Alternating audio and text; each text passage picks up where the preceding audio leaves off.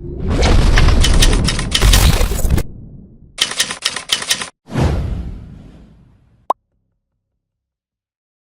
நேயர்களுக்கு வணக்கம். நம்மோடு இன்று இணைந்திருக்கும் பிரபல வரலாற்று ஆய்வாளர் டாக்டர் ஜெயஸ்ரீ சாரநாதன் அவர்கள். அவரை வரவேற்பதில் மிகுந்த மகிழ்ச்சி அடைகின்றோம். வணக்கம், நல்லா இருக்கீங்களா? வணக்கம், நன்றாக இருக்கிறேன். உங்களுக்கும் நம்முடைய மீடியா நேயர்களுக்கும் என்னுடைய புத்தாண்டு வாழ்த்துக்கள், கூடவே ராமநவமி வாழ்த்துக்களும். ரொம்ப சந்தோஷம். நம்ம அயோத்தியா ராமர் கட்டுறதுக்கு முன்னாடி நிறைய வீடியோஸ் நம்ம எடுத்திருக்கோம். நீங்களும் நிறைய ஆதரவு, அதுவும் குறிப்பா தமிழகத்துக்கும் ஸ்ரீராமருக்கும் உள்ள தொடர்புகள் நிறைய நம்ம வீடியோல பேசியிருந்தோம். அயோத்தியால ஸ்ரீராமருக்கு ஆலயம் எழுப்பப்படுறதுக்கு அப்புறமா வரக்கூடிய முதல் ஸ்ரீராமநவமி. ராமநவமி அதனுடைய வரலாற்றை பின்னணி சொல்ல முடியுங்களா நேயர்களுக்காக? ராமர் பிறந்த தினம், ராமர் பிறந்த பொழுதே, அவர் அயோத்தியாவில் பிறந்த பொழுதே அது கொண்டாடப்பட்டது மக்களால. பிற்காலத்தில் கோயில்களிலும் மக்களது வீடுகளிலும் இது கொண்டாடப்பட்டு வருகின்றது. அதாவது பொதுவாக நம்முடைய மக்களுக்காக, நமக்காக என்றால் நம்முடைய பிறந்த தினம் என்று வந்தால் நம்ம ஒரு ஆயுஷ் ஹோமம்னு ஒரு ஹோமம் பண்றது உண்டு. இல்லாட்டியும் பூஜை, அதாவது ஷஷ்டி தேவி என்று ஒரு தேவி இருக்கிறாள். அவள் பூர்ண ஆயுசை கொடுக்கக்கூடியவள். ஷஷ்டி அது 60 வருடங்களுக்கான தேவதை. அந்த தேவியை நாம் வணங்குவோம், பூஜைகள் செய்வோம், கோயிலுக்கு போவோம், நல்லா நம்ம விருந்து உண்போம். இது மனிதர்களுக்கானது. இதே தெய்வம் ராமன், கிருஷ்ணன், அதுவும் குறிப்பாக ராமனுக்கு அவனுடைய பிறந்த தினம் என்றால் நாம் பிறந்த நட்சத்திரத்தை எடுத்துக்கொள்வதில்லை, திதியைத்தான் எடுத்துக்கொள்கிறோம். உங்களுக்கே அது தோணும், ராமன் நவமி என்கிறோம். ராமர் பிறந்தது புனருப்பூச நட்சத்திரத்தில். இப்ப நமக்கு மனிதர்களுக்கு என்றால் நாம் பிறந்த புரட்டாதி நட்சத்திரமா, ரேவதி நட்சத்திரமா என்று அந்த நட்சத்திரத்தில் தான் நாம் நம்முடைய பிறந்த நாளை கொண்டாடுவோம். ஆனால் தெய்வங்களை பொறுத்த முறையில், அதுவும் ராமனை பொறுத்த மட்டில் ராம நவமி என்று அவர் பிறந்த நவமி திதியில் தான் கொண்டாடுகிறோம். இது நீங்க ஆதியிலிருந்தே இருக்கின்ற ஒரு விவரம் தான். ஆனால் கொண்டாட்டம் என்று பெருசா அப்படியே மாலை கட்டி அதை கட்டி அந்த மாதிரி எல்லாம் இல்லை. பொதுவா இந்த சமயத்துல ராமாயணம் படிப்பாங்க, ராமனை நினைவு கூறுவார்கள். அந்த சுந்தரகாண்டம் படிக்கிறவங்கன்னா அதுக்கு 10 நாள் முன்னாடி ஆரம்பிச்சிருவாங்க. கரெக்டா ராமநவமி அன்னைக்கு முடியும். அது மட்டும் அவங்க அன்னைக்கு படிச்சு முடிக்கிற மட்டும் உபவாசம் இருப்பாங்க, விரதம். அது படிச்சு முடிச்சா விட்டு தெய்வத்திற்கு இதுல குறிப்பாக என்ன நம்ம நைவேத்தியம் என்றால் பானகமும் நீர்மோரும். வெய்ய காலத்துலதான் ராமனுடைய பிறந்த நாள் வருகிறது. அவன் சித்திரையில் தான் பிறந்தான். என்றைக்குமே சித்திரை என்பது உஷ்ணமானதுதான். அன்றைக்கும் இன்றைக்கும் என்றைக்குமே அதெல்லாம் கால மாறுபாடெல்லாம் சில பேர் சொல்லுவாங்க, அது பிரிசிஷன்னால மாறி போச்சுன்னு. அந்த அளவுக்கு எல்லாம் மாறுதல் கிடையாது. அதனுடைய சயின்ஸே வேற. அது நாம் புரிந்து கொள்ளவில்லை. ஆனால் சித்திரை என்றால் வசந்த காலம் அல்லது வெயில் வருகின்ற இந்த காலம்தான். அந்த வெயிலுக்கு ஏற்றாற் போல பானகம், வெள்ளத்தில் கரைத்த பானகம், நீர்மோர், இதைத்தான் நைவேத்தியமாக கொடுத்து அனைவருக்கும் பிரசாதமாக கொடுத்து வந்தார்கள் இத்தனை காலமும். அயோத்தியை பொறுத்த மட்டில் இப்பொழுது ஜென்மபூமியில் நாம் கோயில் கட்டிவிட்டோம். அது பொதுவாகவே அயோத்தியில ராமலீலா என்று நம்ம வீடுகளில் நான் இப்ப சொன்னேன் இல்லைங்களா, சுந்தரகாண்டம் வாசிக்கிறது, இல்லாட்ட ராமாயணம் வாசிக்கிற மாதிரி அங்க ராமனுடைய கதையையே நாடகமாக ராமலீலா என்று கொண்டாடுவார்கள். வருடந்தோறும் இன்று வரையும் கொண்டாடி வருகிறார்கள். இந்த வருஷம் கொஞ்சம் எக்ஸ்ட்ராவா இருக்கும். ஏன்னா ராமன் அந்த ஜென்மஸ்தானத்திலேயே நாம் ராமனை கொண்டு வந்து விட்டோம் என்பதனால அந்த ராமலீலா இன்னும் பலவிதமான கொண்டாட்டங்கள் அங்கே கண்டிப்பாக இருக்கும். இது நீங்க பாத்தீங்கன்னா தமிழ்நாட்டில் எல்லா இடத்திலயுமே ராமநவமி அன்றைக்கு ஒரு விரதம் இருந்து, உபவாசம் இருந்து, ராமனை பற்றி நினைத்து, ராமனை பற்றி பஜனைகள் செய்வது, ராமாயணம் வாசிப்பதெல்லாம் செய்து இந்த மாதிரி தான் கொண்டாடி வந்தோம். வழக்கமா நம்மள மாதிரி மனிதர்களுக்கெல்லாம் திதி இப்படி நம்ம கொண்டாடுவோம். இப்ப சதய நட்சத்திரம், புனர்பூசம் நட்சத்திரம்னு. ஆனா ராமருக்கு நவமின்றது அது என்ன ஒரு முரண்பாடு, என்ன விஷயம் சொல்ல முடியுமா? அதுதான் நான் அப்ப முதல்ல சொன்னீங்களா, மனிதர்களுக்கு நட்சத்திரம். ஏன் நட்சத்திரம்னா ஒவ்வொரு நட்சத்திரத்துக்கும் ஒரு வேத தேவதை, வேதிக் டெய்டி, ஒரு வேத கடவுள் ஒவ்வொரு நட்சத்திரத்தையும் அதற்கு தலைவராக இருக்கிறார். உதாரணமாக அஸ்வினி என்றால் அஸ்வினி தேவர்கள். இப்ப ஆருத்ர, திருவாதிர நட்சத்திரம் என்றால் ருத்ரன் அதற்கு தேவன். ரோஹிணி நட்சத்திரம் என்றால் பிரம்மன் அதற்கு தேவன். திருவோணம் என்றால் பெருமாள். அந்த மாதிரி ஒவ்வொன்றுத்துக்கும் ஒவ்வொரு தேவதைகள் இருக்கிறாங்க. அந்த தேவதைகள் தான் நம்மை காக்கின்றன.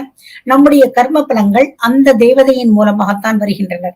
எந்தெந்த நட்சத்திரத்தில் யார் யார் பிறந்தார்களோ அந்தந்த நட்சத்திரத்தில் பிறந்தவர்களுக்கு அந்தந்த தேவதைகள் நல்லதோ கெட்டதோ கொடுக்கிறது. அதனால் அவர்கள் பிறந்த நாளில் அந்த தேவதைக்கு பொதுவாக ஒரு ஹோமம் செய்வதோ வழிபடுவதோ ஆதியில் இருந்து வந்த ஒரு வழக்கம். பேர் வைக்கிறாங்க இல்லையா, குழந்தைக்கு பேர் வைக்கிறோம். என்னைக்கு வைக்கிறோம்? 11ஆம் நாள், சில பேர் 16ஆம் நாள், 21ஆம் நாள். அந்த மாதிரி பேர் வைக்கிறப்ப மந்திரம் சொல்லி நம்ம சேர்க்கிறோம். அது மட்டும் அந்த குழந்தைக்கு என்ன பெயர் இல்ல, அந்த பெயர் வைக்கிறப்ப என்ன சொல்லுவாங்கன்னு பாத்தீங்கன்னா அந்த நட்சத்திர தேவதை அல்லது நட்சத்திரத்தை தான் சொல்லுவார்கள். அதற்கு அப்புறம் தான் அதற்கு பெயர் சூட்டப்படுகிறது. அது வரையில் அது நட்சத்திர பெயர் தான். இது மனிதர்களுக்கு. ஆனால் தெய்வத்தை போய் எந்த ஒரு வேதிக் டெய்ட்டியாவது ஆட்டி வைக்க முடியுமா? ராமன் ஒரு தெய்வம். அந்த தெய்வத்துக்கு மேலேயே ஒரு தெய்வமா? அவனுக்கு அப்ப நட்சத்திரம் ஒரு பிரயோஜனமே இல்லை. நட்சத்திர தேவதை அவன் ஒண்ணும் செய்ய முடியாது. நமக்குதான் நட்சத்திர தேவதையுடைய அருள் தேவை, சாதாரண மனிதர்களுக்கு. அவனுக்கு தேவையில்லை. ஆனால் அவன் பிறந்த தினத்தை நாம் எப்படி கொண்டாட முடியும் அப்படின்னு நினைக்கிறப்ப திதி என்ற கான்செப்ட கொண்டு வராங்க.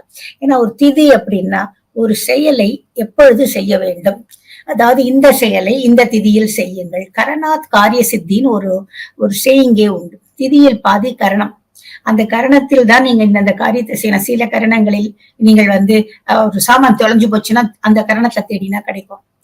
அதே மாதிரி நீங்க இங்க வெளியூர் போகணும்னா அந்த கரணத்துல செஞ்ச போலாம். இப்ப அதே மாதிரி ஒரு காரியத்தை அதே மாதிரி திதி, ஏன்னா கரணத்தினுடைய பெரிய பகுதி தான் திதி. ஒரு உதாரணமாக சதுர்த்தி எடுத்துக்கோங்க. பிள்ளையார் சதுர்த்தி ஏன் நம்ம கொண்டாடுறோம்? அந்த பிள்ளையார் என்பவர் வரக்கூடிய தடங்கல்களை அவர் நீக்குபவர்கள். சோ சதுர்த்தி அன்னைக்கு ஒரு காரியம் ஆரம்பிச்சா தடங்கல் வரும். அதனால் அன்றைக்கு பிள்ளையாரை நினை. அந்த மாதிரி ஒவ்வொரு சஷ்டி இன்னைக்குன்னா சண்டை போடுறதுக்கு அது முருகனுக்கு ஆகும். முருகன் தான் நம்முடைய கமாண்டர் இன் சீஃப். அவ்வளவு தெய்வங்களுக்கே அப்படின்னு நம்ம சொல்றோம். அதனால முருகனை நீங்க வேண்டிட்டீங்கன்னா நீங்கள் போரில் வெற்றி பெறலாம். அப்ப சஷ்டியில அந்த போரை ஆரம்பி, சஷ்டியில நீ அந்த போர் செய்யறதுக்கான வேலைகளை ஆரம்பி அப்படின்னு அந்த திதியை பொறுத்து பலன். அதனால இந்த நவமிக்கும் ஒரு பலன் இருக்கிறது. அந்த பலனின் காரணமாக ராமனுடைய பிறந்த நாளை நாம் நவமி அன்று கொண்டாடுகிறோம். புரியுதுங்களா? அதாவது இப்ப நட்சத்திரம் எடுத்தா தெய்வத்துக்கு அந்த நட்சத்திர தேவதையால ஒண்ணும் இல்ல, மனிதர்களுக்கு தான். ஆனா அந்த திதின்னு வரப்ப நவமி அஷ்டமி இந்த இரண்டு திதிகளுமே பார்த்தீங்கன்னாக்கா வான இயலிலும் சில உண்மையாகவே ஏதோ ஒரு விஷயம் இருக்கு நமக்கு காட்டுகிறபடி அதனுடைய அமைப்பு இருக்கிறது. எப்படின்னு சொன்னீங்கன்னாக்கா பூமி நம்ம சூரியனை சுற்றி வருகிறோம். இப்ப இந்த பேனாவை எடுத்துக்கங்க. இதுதான் நீங்க சூரியன் வச்சுக்கோங்க. இந்த சூரியனை நம்ம சுத்திட்டு வரோம். நம்மள இந்த சந்திரனும் சுத்துது. திதிங்கிறது சந்திரனால உருவாகிறது. ஒரு திதி இங்க சூரியன்ல இருந்து நம்ம இந்த டிஸ்டன்ஸ்ல சந்திரன் அதுவும் மூவ் ஆகுது, இதுவும் மூவ் ஆகுது. அதுல இந்த ரெண்டு மூவ் ஆகி 12 டிகிரி ஆனா ஒரு திதி, அடுத்த 12 டிகிரி ஆனா 2வது திதி, அடுத்த 12 டிகிரி ஆனா 3வது திதி. இப்படிதான் நம்ம கனெக்ட் பண்றோம் ஆச்சுங்களா? அந்த மாதிரி அது சுத்திட்டு வருது. நாம் சூரியனை சுற்றுகிறோம். நம்மை சந்திரன் சுத்துகிற பிறகு என்ன ஆகுதுன்னாக்கா சூரியன் எங்க இருக்கு, நாம எங்க இருக்கோம் அப்படின்னாக்கா இந்த இடத்துல நீங்க சந்திரன் இருக்கான்னா சரியா நமக்கு இங்க பாதி 90 டிகிரி ஹைட்ல 90 டிகிரிக்கு, அதாவது இது இந்த பக்கம் இந்த பக்கம்ங்கிற மாதிரி அது இந்த பக்கம் வரும். இப்படி 90 டிகிரி இங்கே 90 டிகிரி, இப்படி 180 டிகிரி, இப்படி இருந்தானாக்கா உங்களுக்கு அமாவாசை. இந்த பக்கம் பௌர்ணமி, இங்க அமாவாசைன்னு வரும். புரியுதுங்களா? சோ இங்க இருந்து 90 டிகிரி இந்த பக்கமும் அந்த பக்கமும் 90 டிகிரி. அங்க வரப்பதான் அஷ்டமி நவமி வரும். சோ அஷ்டமி நவமி எப்ப வருதுன்னா சந்திரன் சூரியனிலிருந்து சரியாக நமக்கு பாத்தீங்கன்னா 90 டிகிரி. அது நீங்க வானத்துல பாத்தீங்கன்னா இன்னைக்கு நவமி அன்னைக்கு பாத்தீங்கன்னா நேர் தலைமையில இருக்கும் சந்திரன். பொழுது சாயிரப்ப பாத்தீங்கன்னா நீங்க வானத்தை பார்த்தே சொல்ல ஆஹா இன்னைக்கு நவமியோ அஷ்டமியோ தான். அப்படி இருக்கிறப்ப இதுவும் சூரியனும் சந்திரனும் சேர்ந்து மக்கள் மீது, உலகத்தின் மீது அந்த கொடுக்கிற ஆக்கர்ஷண சக்தி மிக குறைவாக இருக்கும். இப்ப அமாவாசைன்னா என்ன ஆகும்? ரெண்டும் ஒன்னா சேர்ந்து நமக்கு சக்தி ஜாஸ்தி ஆகும். நம்ம கடல் எல்லாம் பொங்குது. பௌர்ணமினால் என்ன? ரெண்டும் ஒன்னா சேர்ந்து நம்மளுக்கு கடல் பொங்குது. ஆனா அஷ்டமியிலையும் நவமியிலையும் அது ரெண்டுத்தோட combined effect on man, on the water bodies. நம்மளுடைய உலகத்துல இருக்கிற வாட்டர் பாடி, நம்மளுடைய உடலை எடுத்துக்கொள்ளுங்கள். இது ஃபுல்லு வாட்டர், அதாவது லிக்விட் தான் இருக்கு. அதாவது ரத்தம், நம்முடைய நிணநீர்கள் இதெல்லாம் இருக்கு இல்லையா, இதெல்லாம் அது அஃபெக்ட் பண்றது. அதனாலதான் அமாவாசை அன்னைக்கு பைத்தியம் முத்தி போயிடும், பௌர்ணமி அன்னைக்கு பைத்தியம் முத்தி போயிடும் அப்படின்னு நினைக்க இந்த மாதிரி ஆகுன்றதான். ஆனால் இந்த அஷ்டமி நவமியில் சந்திரன் 90 டிகிரி வருகிறான்.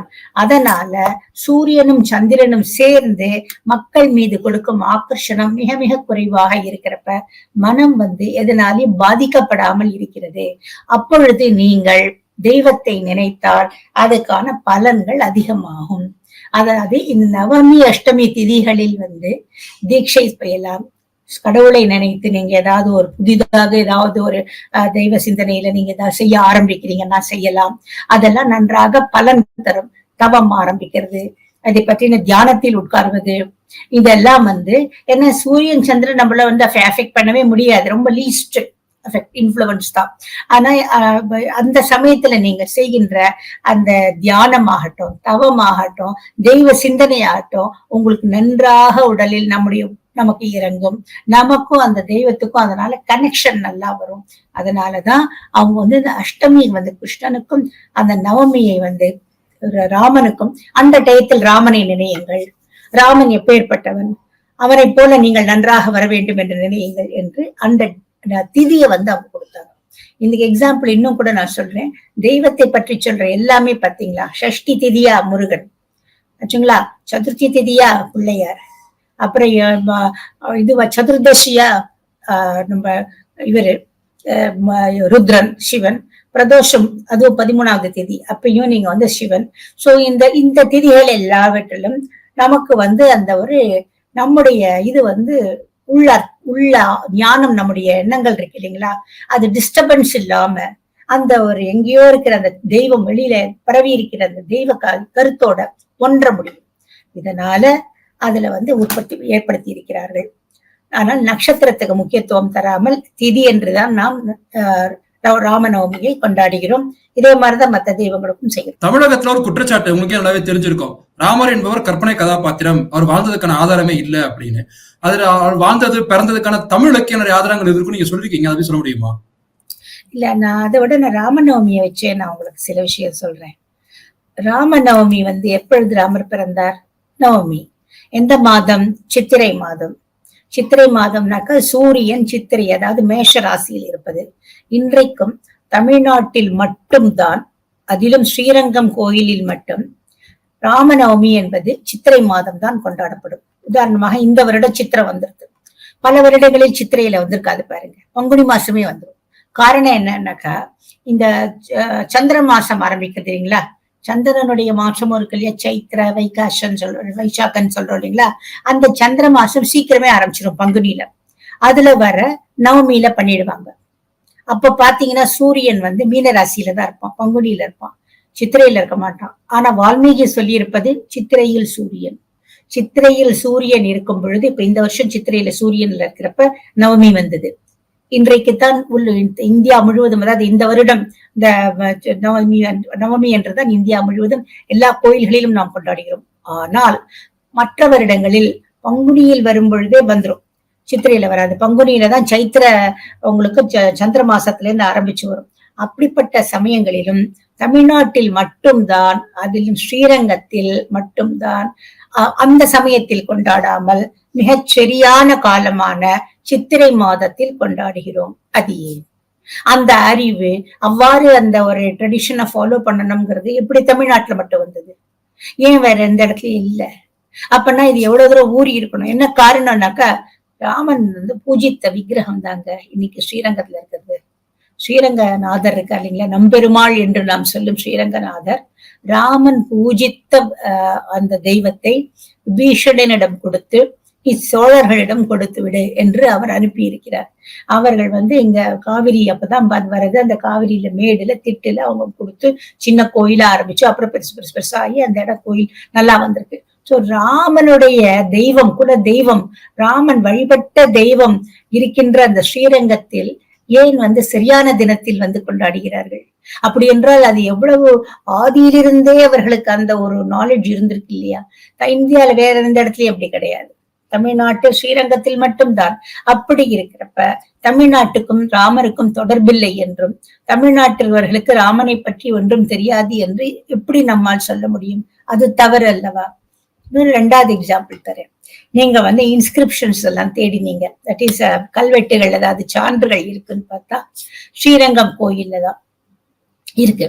ஸ்ரீரங்கம் கோயில் 2வது பிராகாரத்துல 16ஆம் நூற்றாண்டிலேயே ராம நவமி உற்சவத்திற்காக ஒருத்தர் மணலூர் பிள்ளை அப்பையன் என்பவர், அப்ப இந்த விஜயநகர பேரரசர்களுடைய ஆதிக்கத்தின் கீழே இருந்தப்ப அவர்களுடைய அனுமதியை பெற்றுக்கொண்டு அவர் தானம் செய்கிறார். அந்த தானத்தை கொண்டு வருகின்ற பணம் அதெல்லாம் வச்சுட்டு ராம நவமி உற்சவம் கோயிலில் நடக்க வேண்டும். அதே போல தமிழ்நாட்டில்தான் கோதண்டராம சதுர்வேதி மங்கலம் என்றே ஒரு இடம், ஸ்ரீரங்கத்துல அதுக்கான கல்வெட்டு சான்று இருக்கு. கோதண்டராம சதுர்வேதி மங்கலம் என்பது என்ன? அரசர்கள் அந்த அந்த தெய்வத்தையும் அந்த ஒரு வேதங்களையும் நன்றாக பரப்புவதற்காக ஸ்பெஷலா உருவாக்குகின்ற ஒரு கிராமம் அல்லது ஒரு சின்ன ஒரு குடியிருப்பு பகுதி. அங்க இந்த வேதம் ஓதுபவர்கள் அதிகமாக பண்ணி அந்த தெய்வத்தையும் அவங்க கொண்டாடுற இடம். அது கோதண்டராமர் சதுர்வேதி மங்கலம் என்ற பேர்லயே ஒண்ணு இருக்கு. இதுக்கு பாண்டிய அரசர்கள் எல்லாமும் கூட அதுக்கு நிபந்தம் கொடுத்திருக்காங்க. நிறைய, அதாவது டாக்ஸ் ஃப்ரீ லேண்ட் எல்லாம் கொடுத்திருக்காங்க. இது இந்த மாதிரியான ஒரு இது வெளியில எங்கேயும் இல்லையே. அதே மாதிரி இன்னொன்னு சொல்றேன், தமிழ்நாட்டுலதான் எல்லா விஷ்ணு கோயில்கள்லயும் ராமர் கோயிலும் இருக்கு, பெருமாள் கோயில் வெவ்வேறு பேர்ல, பெருமாள் வெங்கடாஜலபதி பல பேர்ல எல்லாம் இருக்கிறார் பெருமாள் விஷ்ணு. அத்தனை கோயில்லையுமே ஸ்ரீராம நவமி உற்சவம் கொண்டாடப்படுகிறது. அவருக்கு அபிஷேகம் செய்து அவர் சுவாமிக்கு பிரசாதம் சாதிச்சு இந்த செய்யற வழக்கம் தமிழ்நாடு முழுக்க எல்லா இடத்துலயும் இருக்கு. அது எப்படி வந்தது? எப்படி வந்திருக்க முடியும்? இப்ப ஆல்ரெடி நமக்கு ஒரு தொடர்பு இருந்தால்தான் ராமனுடைய சரித்திரம் இங்க நன்றாக இறங்கி, அதுவும் ராமனோட கும்பிட்ட தெய்வமே இங்க இருக்கவேதான் இங்க உங்களுக்கு கல்வெட்டு ஆதாரத்தில் இருந்து மக்கள் கோயிலில் கொண்டாடுவதிலிருந்து எல்லாமே இங்க இருக்கிறது. அதனால் தமிழ்நாட்டிற்கும் ராமனுக்கும் சம்பந்தம் இல்லை என்று சொல்வது மிகப்பெரிய தவறு என்றுதான் நான் சொல்வேன். ராமர் பாத்தீங்கன்னா சைவம் வைணவம் இது ரெண்டுத்துலயுமே அவரு வந்துருவாரு. இப்போ நீங்க வைணவத்தை பத்தி சொன்னீங்க, அதே மாதிரி ராமேஸ்வரத்துல சிவன் கோவில் கட்டுறதுக்கு சில பேர் சொல்றாங்க, அதை பத்தியும் சொல்ல முடியுமா? அது சிவன் கோவில் கட்டினது அது என்ன காரணங்கள்? வைணவம் எல்லாம் பிற்காலத்துல வந்த பிரிவுகள்ங்க. ஏன் அந்த பிரிவு வந்ததுன்னு சொல்றேன். ஏன்னா ஒவ்வொன்னுத்துக்கும் ஒவ்வொரு வழிபடும் முறை மாறுபடுது. சிவனை நம்ம நீங்க என்ன பண்ணுவீங்க, அவருக்கு குடிக்கின்ற அந்த அபிஷேகங்கள், அதற்கு உபயோகப்படுத்துகின்ற மந்திரங்கள், அந்த பிரசாதங்கள் வேறு.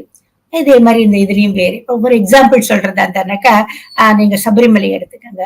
சபரிமலையில உங்களுக்கு ஐயப்பனுக்காக செய்கின்ற வழிபாட்டு முறை, அதற்கான விரதங்கள் இதெல்லாம் வேறு. அதனால அது ஒரு தனி பததி, அதனால அது தனியா நம்ம வைக்கிறோம். அதே மாதிரிதான் சைவம் வைணவம்னு அன்னைக்கு ஆதிசங்கரர் அந்த மாதிரிதான் பிரிச்சது. காரணம் ஏன்னா எல்லாத்துக்கும் ஒவ்வொரு வழி, நம்ம ஒரு ரூல் புக் எழுதுற மாதிரி எப்படி ஃபாலோ பண்ணணும் நமக்கு ஆகமம் இருக்கு இல்லைங்களா, அந்த மாதிரி அவங்க பண்ணதுதான் அதெல்லாம். சோ அதனால பேசிக்கலி சைவம் வைணவம் என்ற பிரிவு கிடையவே கிடையாதுங்கிறத முதல்ல நான் பதிவு பண்றேன். 2வதாக நீங்க எடுத்துட்டீங்கன்னா, அதில நம்முடைய தமிழ்நாடை பொறுத்த மட்டும் அரசர்கள் எல்லாருமே எல்லா தெய்வத்தையுமே அவர்கள் ஏன்னா டிஃபரன்ஸ் கிடையாது. நமக்கு 3 தெய்வங்கள் வேணுங்க. அதாவது படைப்பு தொழில் பிரம்மன், காக்கும் தொழில் விஷ்ணு, அழைக்கும் தொழில் சிவன். இந்த 3 தெய்வங்கள் தான் நமக்கு பேஸ். அதுல இருந்துதான் மற்ற தெய்வங்கள் எல்லாம் உங்களுக்கு மாறுறது. சோ அதனால இந்த 3 தெய்வங்களுக்குமே எல்லாருமே முக்கியத்துவம் கொடுத்தார்கள். ஏன்னா ஒரு குழந்தை பிறக்கணும், இல்லாட்ட குழந்தை இல்ல ஒரு நாட்டு உண்டாகணும் அப்படிங்கிறப்ப பிரம்மனை இல்ல அறிவு வரணும். பிரம்மன் அதுக்கும் இது, ஏன்னா அவர் நாலேஜோடைய ஒரு சோர்ஸ், அவர் சரஸ்வதி பிரம்மன் அப்படிங்கிறது. சோ அதையும் அவர்கள் கும்பிட்டார்கள். அது வெளியில நமக்கு எதுவும் தெரியும். பிரம்மோற்சவம் தான் நம்ம சொல்றோம். ஏன்னா படைப்பு எப்பயோ ஆரம்பிடுது, படைப்பை நம்ம பார்த்ததே இல்லை, ஆனால் நமக்கு முன்னாடியே நடந்திருக்கு. அதனாலதான் கோயில்ல எல்லாம் பிரம்மோற்சவம் தான் நம்ம சொல்லுவோம். முன்னாடியே போயிடுவது நமக்கு முன்னாடி நாம் வாழ்கின்ற காலத்தில்னு பாக்குறப்ப சைவமும் வைணவமும் இருக்கும். வைணவம் என்பது காக்கும் கடவுளுக்காக. இந்த சைவம் அப்படிங்கிறது பாத்தீங்கன்னா அழிவு சக்திகளை அழிக்கணும், தீய சக்திகளை அழிக்கணுங்கிறதுக்காகத்தான் அங்க ருத்ரன் வருகிறார். நீங்க இதே ராமாயணத்திலேயே நான் உங்களுக்கு சொல்றதா தான் சொல்லுவேன்னு. ஹனுமன் ஒரு இடத்துல சொல்றப்ப அந்த சிவதனுசு விஷ்ணு தனுசு என்றெல்லாம் கூட உங்களுக்கு அது வித்தியாசங்கள்லாம் இருக்கு. பட் எல்லாத்தையும் அழிக்கணும்னு வரப்ப அங்க வந்து சிவன் உட்காந்துருப்பார், தீய சக்திகளை அழிக்கணும்னு. காக்கணும்னு வரப்ப அங்க வந்து விஷ்ணு உட்காந்துருப்பார். அப்ப சிவன் காக்க மாட்டாரான்னு அவசியம் இல்ல, தீயவர்களை அழித்து நம்மை காக்கிறார் அப்படிங்கிறாரு. ஆனால் இரண்டுமே ஒன்றாக இருக்கவேதான் நம்முடைய அரசர்கள், நீங்க கல்வெட்டுகளை பார்த்தா தெரியுது, அரசர்கள் எல்லா தெய்வத்தையுமே தான் அவர்கள் கும்பிட்டு இருக்கிறார்கள். ஒரு ராஜராஜனை எடுத்தா கூட அவன் தனியூர் என்று நரசிம்மருக்காக ஒரு ஊரை எடுத்தான். அந்த நரசிம்மர், அவங்க இவங்களுக்கு முக்கியமா நரசிம்மர் எதுக்கு நினைக்க, எதிரிகள், பேய் பிசாசு பயங்கள், எதிரி பயம் இதெல்லாம் போறதுக்காக நரசிம்மரை வந்து கும்பிடுறது வழக்கம். நரசிம்மர் அப்படிங்கிறது வைணவ பద్ధதியில வரவர். அதே சமயம் அவர் நம்ம தஞ்சை பெரிய கோயில்ல உங்களுக்கு பெரிய உடையாருக்கும் அவர் வந்து சிவனுக்கும் அவர் வந்து கோயில் எழுப்புறார். அப்ப அவர் நீங்க சைவர்னு சொல்வீங்களா வைணவர்னு சொல்வீங்களா? அவர் எல்லா தெய்வத்தையும் தானே அவர் பண்றார். எந்தெந்த காரணத்திற்காக? நீங்கள் வந்து இப்ப யார்கிட்ட போய் என்ன கிடைக்கும்னா அந்த அவங்க கிட்ட போனாதானே உங்களுக்கு அது ரேஷன் கடையில போயிட்டு நான் துணி எடுக்கிறேன்னு எடுக்க முடியுமா? அதுக்கான ஒரு இடங்கள் இருக்கு இல்லையா? அந்த மாதிரி தெரிந்து கொண்டுதான் அவர்கள் தெய்வங்களை வச்சிருந்தாங்களே தவிர தனித்தனியா சைவம் வைணவம் பிரிவு கிடையாது. அதுல ராமன் வந்து எல்லாருக்குமே மிகவும் பொதுவானவன். ஏனென்றால் ராம அப்படின்னு வார்த்தை சொன்னாலே உங்களுக்கு வந்து ஒரு மனதுல ஒரு சந்துஷ்டி வரும். அதாவது சிவனே வந்து சகஸ்ரநாமம் முடியறப்ப வரும் பாருங்க. சிவனை பார்வதி கேட்பா சிவன் கிட்டக்க, 1000 நாமம் சொல்றீங்களே, அல்ல கஷ்டமா இருக்க, ஏதாவது ஒரு நாமம் சொல்லுங்களேன், சொன்னா போரும்னு ஏதாவது ஒரு நாமம் இருக்காங்கிறப்ப அவரை சொல்லிடுறார். ஸ்ரீராம ராம ராமேதி ரமே ராமே மனோரமே. ராமன் என்ற ஒரே ஒரு நாமத்தை சொன்னால் போரும். சொல்வது யார்? சிவன். அதனால ராமன் என்பது எல்லாருக்குமே பொதுவாக சிவனே நமக்கு வந்து அருளி செய்த ஒரு உபதேசமாகத்தான் ராமன் இருக்கவே. அந்த சைவர் வைணவர் என்ற வித்தியாசம் இல்லாமல் எல்லாருமே ராமரை வந்து தொழுபவர்களாகவும் கொண்டாடுபவர்களாகவும் தான் இருக்கிறார்கள். ராமர் தமிழ்நாடு நிறைய கனெக்ஷன்ஸ் இருக்குது. அதுல சில கனெக்ஷன்ஸ் மக்களுக்கு புரியுற மாதிரி அவங்க தினமும் பாக்குற மாதிரி விஷயங்கள் சொல்ல முடியுங்களா? பாக்குற மாதிரின்னா நான் வந்து சொல்றது என்னன்னா, ராமேஸ்வரம். ராமேஸ்வரத்திலேயே நமக்கு வந்து ராமனும் இருக்கிறான், ஈஸ்வரனும் இருக்கிறான், இருக்கு இல்லைங்களா? அந்த இடத்தில் ராமன் வந்த இடம், அவன் கால் பதித்த இடம், அங்க வந்து ராமன் வந்து சிவனை பூஜித்த இடம். அதனால அந்த வேறுபாடு இல்லாமல் இருக்கின்ற ஒரு இடம். அதே மாதிரி இந்த ராமேஸ்வரத்துக்கு ஒரு முக்கியத்துவம் என்னம்னாக்கா, மக்களுடைய வாழ்க்கையில் அது ஜோதிட ரீதியாக நாங்கள் வந்து சந்திர தோஷம் இருக்கு ஒருத்தருக்கு, அந்த சந்திரன் மூன் சரியாக அமையவில்லை என்றால் அவர்களை ராமேஸ்வரத்துல தான் போய் குளித்து அங்க இருக்கிற அத்தனை தீர்த்தத்திலையும் குளித்து நீங்கள் அந்த இவருக்கு சிவனுக்கு வந்து உச்சி காலத்துல கங்கா ஜலம் அபிஷேகம் செய்யுங்கள் என்று சொல்லுவோம். ஏனென்றால் அவ்வாறுதான் சொல்லப்பட்டிருக்கிறது பராசர ஹோரா சாஸ்திரத்தில். அப்படி சொன்னதுனா அப்ப அந்த இடத்தில் பூஜித்ததனால் ராமனுக்கே இழந்த நாடு கிடைத்தது, மனைவி கிடைத்தால். அதற்கு பிறகுதான் அவர் செல்வம் ஒரு ராஜராகவே ஆனார். அதனால் மக்களுக்கும் அப்படித்தான். அதனால் முதல் கனெக்ஷன் வந்து ராமேஸ்வரம். இப்படிப்பட்ட ஒரு ஸ்தலம் வேற எங்கேயுமே கிடையாதுன்னா. இரண்டாவது ஸ்தலம், இல்லாட்டா அதுக்கு இரண்டுன்னு சொல்ல மாட்டேன், அதுக்கு சமமான இன்னொரு ஸ்தலம் ஸ்ரீரங்கம். ஸ்ரீரங்கத்துலதான் வந்து ராமன் வழிபட்ட தெய்வமே அங்க இருக்கிறப்ப, அதை தவிர அதனோட பழமை ஒன்றதுனால அது ஒரு ஹிஸ்டாரிக்கல் ஆர்கியலாஜிக்கல் இம்பார்ட்டன்ஸ் மாதிரி அந்த இடம் இருக்கு. இந்த தடவை சமீபத்துல நம்முடைய பிரதம மந்திரி அவர்கள் பிராண பிரதிஷ்டைக்காக அவர் விரதம் இருந்த பிறகு ஸ்ரீரங்கத்தையும் வந்து அவர் அங்கேயும் வந்து அவர் சுவாமியை வந்து நமஸ்காரம் பண்ணிட்டு தான் போனார். அந்த அளவுக்கு, ஏனென்றால் அது வந்து ராமன் பூஜித்த விக்கிரகம் அங்கே இருக்கிறது, அதுவும் தமிழ்நாட்டில் இருக்கிறது என்பது நமக்கு மிகவும் பெருமையை கொடுக்கக்கூடிய இடம். இன்னொரு இடமும் சொல்றது அந்த ராமன் கால் பதித்தது தமிழ்நாட்டில் என்று நாம் சொல்லப்படி இருக்கிறது திருப்புல்லானி. திருப்புல்லானி அந்த ராமேஸ்வரத்துல இருந்து ஒரு 25 கிலோமீட்டர்ல தான் இருக்கும். ஏன்னா அந்த திருப்புல் அப்படின்னாக்கா அந்த தர்பை புல்லுக்கு பேரு திருப்புல்லுன்னு பேரு, திருப்புல்னு. அந்த திருப்புல்லானியில வந்து அவர் தர்பாசயனம் அங்குதான் படுத்துக்கொண்டு அவர் வந்து சமுத்திரராஜனை வேண்டிக் கொண்டார். அங்க அப்புறம் சமுத்திரராஜன் அவருக்கு காட்சி கொடுத்த பிறகுதான் அங்கே வந்து சேது கரையை கட்டி அவர் வந்து அந்த பக்கம் போய் அவர் சீதையை வந்து அழைத்து கொண்டு வருகிறார். அதனால அந்த இது வந்து நம்முடைய சங்க நூல்லயும் வந்து என்ட்ராயிருக்கு. நம்முடைய அகநானூர்ல பாத்தீங்கன்னாக்கா அது நெய்தல் நிலம். அங்கு இருந்த மக்கள் வழி வழியாக வந்து ராமனை பற்றி நினைத்திருக்கிறார்கள். அவ்வாறு நினைக்கவேதான் அவர்கள் வந்து இந்த ஆலமரத்தின் அடியில் தான் ராமன் உட்கார்ந்திருந்தான், இந்த இடத்தில் தான் அவன் வானர்களுடன் பேசிக் கொண்டிருக்கிறான் என்பது அந்த மெமரி மைண்ட்ல இருக்கவேதான் சங்கப்புலவர் என்ன எழுதுவார், இங்க வந்து ஒரு காதலன் காதலியை பத்தி வச்சு சொல்றப்ப, அந்த காதலன் வந்து நீங்க சீக்கிரம் கல்யாணம் பண்ணிக்கோ அந்த காதலிய, அப்பதான் வந்து ஊர் வாயெல்லாம் அடங்கும், இல்லாட்டா உங்களை எல்லாரும் கேவலமா பேசுவாங்க. இது எப்படி இருக்குன்னா ராமன் வந்து இங்க வந்து உட்காந்து இந்த மரத்துக்கடியில உட்காந்து பேச ஆரம்பிச்ச உடனே எல்லா பறவைகளும் வந்து அமைதியா போச்சு பாருங்க. அந்த மாதிரி ஆகும். ஒரு காதலன் காதலி விஷயத்தில் கூட அந்த ராமனை பற்றி நினைத்தார்கள் என்றால் எந்த அளவுக்கு வந்து தமிழ் மண்ணில் அன்றைக்கு ராமனை பற்றிய எண்ணம் வந்து இறங்கி இருக்கிறது. அதனால தமிழ்நாட்டுக்கு மிகவும் பெருமை தேடி கொடுக்கக்கூடிய இடம் அது வந்து திருப்புல்லானி, அங்கே ராமன் இருந்த இடம் என்பது. இன்னொரு இடமும் சொல்றேன், திருச்சித்திரக்கூடம் என்று ஒரு இடம் இருக்கு தமிழ்நாட்டுல. அது எதுன்னு தெரியுங்களா உங்களுக்கு? சிதம்பரம் கோயிலுக்கு இன்னொரு பெயர் திருச்சித்திரக்கூடம். சித்திரக்கூடம் என்பது வடநாட்டிலும் இருக்கிறது. ராமன் காட்டுக்கு சென்ற பொழுது முதலில் சித்திரக்கூடத்தில் தான், காட்டுக்கு அனுப்பிச்சிட்டாங்க அப்படின்னோட சித்திரக்கூடத்தில் தான் போய் தங்குகிறான். அங்கு பல ரிஷிகளும் இருந்தார்கள். அதே பெயரில் இங்கும் வந்து சித்திரக்கூடம் என்று அன்ற நாளையிலேயே உண்டாகி இருக்கிறது. அந்த இடத்தில் ராமனுடைய விக்கிரகமும் இருந்திருக்கிறது. ஏனால் ராமனுடன் மாருதியும் இருந்தான், அதாவது அனுமனும் இருந்தான் என்று குலசேகர ஆழ்வார் பாடல் எழுதியிருக்கிறார். இதை பற்றி காஞ்சி பரமாச்சாரியார் அவர்களும் ஊவே சுவாமிநாத ஐயர் அவர்களும் ஆராய்ந்திருக்கிறார்கள். ஏனென்றால் இன்றைக்கு அது இல்லை. இன்றைக்கு அந்த ராமர் சன்னதி இல்லை. இன்னைக்கு கோவிந்தராஜர் சன்னதி தான் இருக்கிறது. அந்த கோவிந்தராஜரைத்தான் இரண்டாம் குலோத்துங்கன் வந்து தூக்கி போட்டுட்டாங்கிறது, ஒரு பெரிய கடலில் தூக்கி போட்டாங்கிறது ஒரு பெரிய ஒரு கதையாகி அது அப்புறம் வந்து புதுசா வச்சது. விக்கிரகம் மட்டும் அதை காப்பாத்தி மறுபடியும் கொண்டு வந்து இங்க ஒழிச்சுட்டு இங்க கொண்டு வந்து வச்சிருக்காங்க. ஆனால் அங்கே அது பேரே அந்த பாடல்கள் எல்லாமே திருச்சித்திர கொண்டு கூடம் சென்று சேன்பின்கள் தான் வரும்.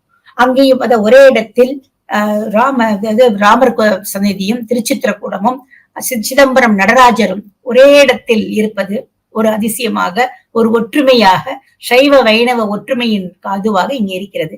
அந்த திருச்சித்திரக்கூடம் பாடல்களிலேயே பார்த்தீர்கள் என்றால் இந்த தில்லை 3000 அந்தணர்களும் வணங்கிய ராமன் என்றே வருது.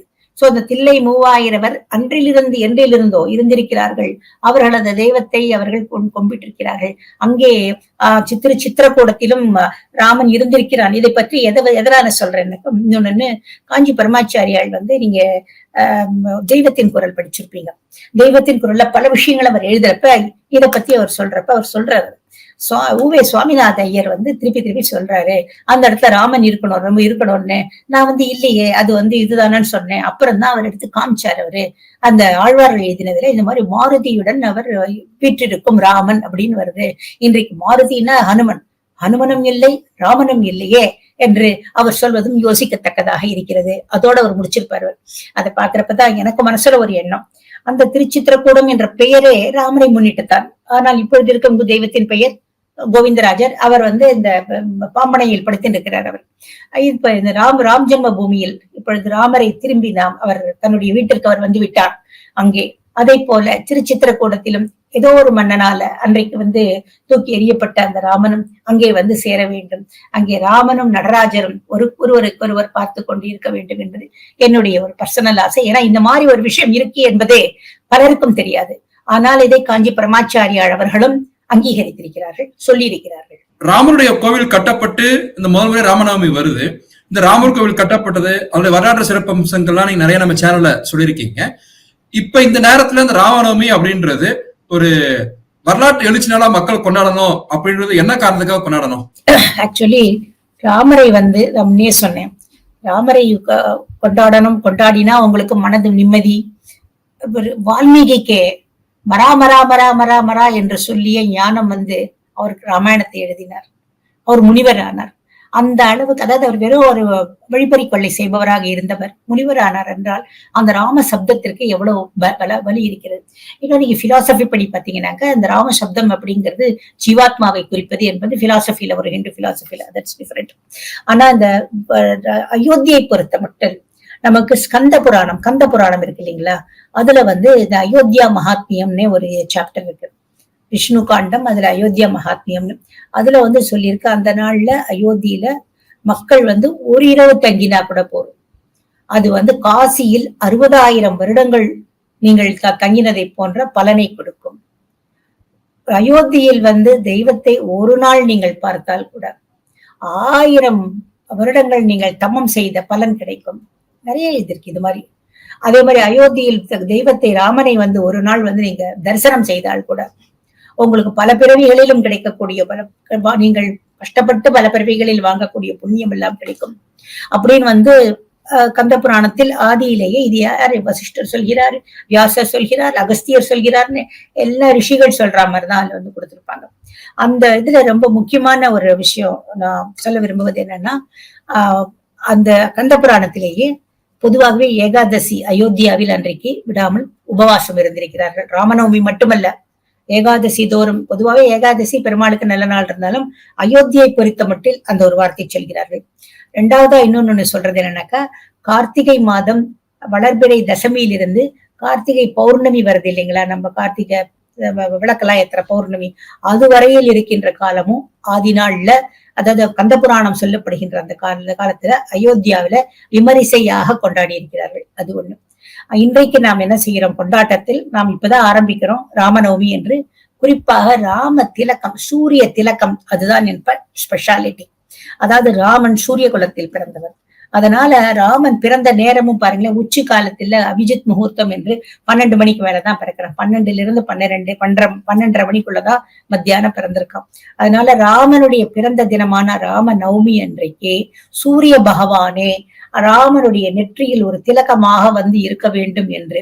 ஆனால் நேர திலக்கமாக ராமனுடையது அது சூரியனோட ஒளி படணும்னா ஸ்ட்ரெயிட்டா இருந்தாதான் முடியும். ஆனா அவர் பிறந்தது உச்சி நேரம். உச்சி காலத்துல வந்து விழணும்னா தலைமையில இங்கதான் விழும், இங்க விழாது. அதனால இதற்காக சில அமைப்புகள் எல்லாம் வைத்து, எலக்ட்ரிசிட்டி எல்லாம் கிடையாது, ஒன்லி லென்ஸ், அப்புறம் வந்து சில மிரர்ஸ், அதாவது கண்ணாடிகளை வச்சு நம்முடைய விஞ்ஞான கழகங்கள் எல்லாரும் ஒன்னா சேர்ந்து ஒரு அமைப்பெல்லாம் உருவாக்கியிருக்காங்க. இதனால ராம நவமி அன்றைக்கு அவர் உச்சி காலத்தில் 12 மணி அளவில் குறைந்தது 3 நிமிஷம், அதிகப்படியாக 6 நிமிஷம் ராமருடைய நெற்றியில் சரியாக சூரிய ஒளி விழும். அதை சூரிய திலகம் என்று சொல்கிறார்கள். அந்த திலகத்தை பார்ப்பது அது ஒரு விசேஷமான ஒரு விஷயம்தான். அப்படிப்பட்ட ஒரு எல்லாரும் ரொம்ப எதிர்பார்த்து கொண்டிருக்கின்ற இந்த முதல் ராம நவமி, நம்முடைய முன்னோர்களால் பார்க்க இயலாத ஒரு நவமி, நம்முடைய ஆழ்வார்களாலே அங்கே சென்று போய் பார்த்த ஒரு நவமி. அதே போல அந்த ரிஷிகளால் அந்த கந்த புராணம் சொல்கின்ற அந்த காலத்தில் ரிஷிகள் எல்லாரும் அங்கே போய் உட்காந்து ஃபுல்லும் துளசிதாசர் இப்படிப்பட்டவர்கள் எல்லாரும் வந்து வணங்கின அந்த ராமனை, அவன் பிறந்த தினத்தை நாம் அட்லீஸ்ட் ஒரு யூடியூப் மூலமாகவோ டிவி மூலமாகவோ போயிட்டு வந்தவங்க காமிக்கிற போட்டோ மூலமாகவோ பார்க்க முடியறது என்பதே நாம வந்து ஏதோ புண்ணியம் பண்ணியிருக்கோம். அங்க போய் தான் நம்மளால பார்க்க முடியலன்னாலும் அந்த அன்றைக்கு சூரிய திலகத்தை குறிப்பாக கண்டிப்பாக எல்லா சேனலும் அதை காமிப்பாங்க. அனைவரும் அதை பார்க்க வேண்டும். அந்த சமயத்தில் ராமரை வந்து உங்களுக்கு ஸ்லோகம் தெரியல, உங்களுக்கு ராமாயணம் சொல்ல தெரியலன்னா கூட கவலை இல்லை, பெருமை ராம ராம ராம ராமன் ராம ஸ்மரணையே போரும். ஏனென்றால் அதை சொல்லித்தான் ஒரு வழிபறி கொள்ளை செய்து கொண்டிருந்த ரத்னாகர் என்பவர் வால்மீகி என்ற ரிஷியாக ஆனார். நம்மை மேல் நோக்கி நம்மை வளர வைக்க, நம்முடைய இன்டர்னலி நம்மளுடைய எண்ணத்தையும் நம்மளுடைய மனோபலத்தையும் ஆன்மீகத்தையும் நம்முடைய ஆன்மீக லெவல்ல நம்ம அதிகரிப்பதற்கும் நமக்கு உபயோகமாக இருக்க போவது இந்த ராம பஜனை தான். அதை செய்வோம். ராமனுடைய சூரிய திலகத்தை கண்டு நாம் அந்த நேரத்துக்காக நாம் காத்திருப்போம் என்று சொல்லிக்கொண்டு நான் விடைபெறுகிறேன். இந்த வாய்ப்பை கொடுத்ததற்கும் உங்களுக்கு மிகவும் நன்றி. ராம ராம ராம. மிக்க நன்றி. வணக்கம்.